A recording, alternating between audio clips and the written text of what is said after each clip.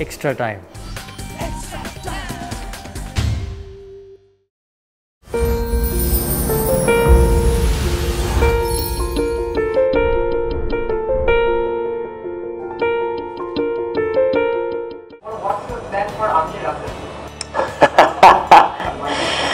Yeah, well, that's a tough one, isn't it? He's obviously in great touch at the moment. I just think every team is going to have some clear plans against him, but it's the teams that can execute the best will be able to curb his dominance. Even sometimes you might execute quite well, but he's still so good and strong enough to be able to put it away. But I think you need to be really calm in the moment with him, very clear on where you want to try and bowl, and then execute that skill as best you can. And if he still is good enough to get it away, then that's okay.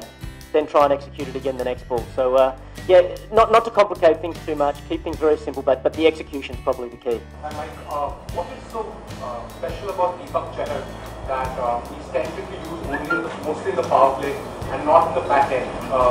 What's unique about him? Well, his big asset is he can swing the new ball, and he's got very good control as well. You watch the slow-mos with the seam position coming down, it's in beautiful position. So yeah, he's very accurate and can swing the new ball, and that's why he's used in the first few overs. And his ability to pick up wickets in that power play is very important as well. But in the last few matches, we have actually started using him at the death as well, and I do see that continuing.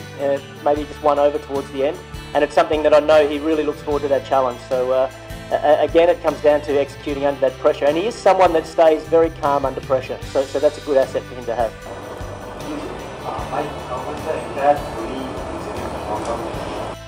Well, to be honest, we've pretty much moved on.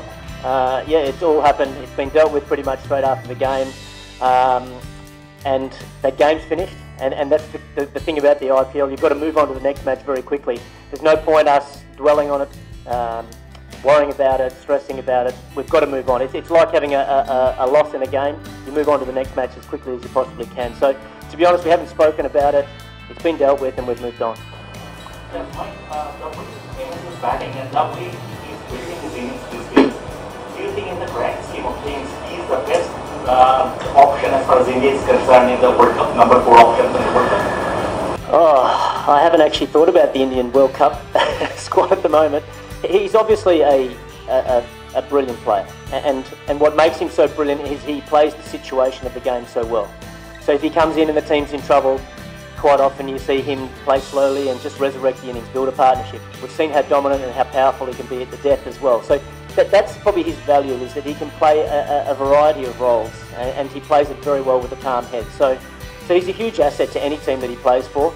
I'm sure the Indian selectors will think about lots of different combinations along the way, but at the end of the day, I don't think it really matters whether he bats 4, 5, 6. I think he's going to be a great asset towards the team. Hit the subscribe option and the bell icon to get all the exclusive sports videos on Extra Time.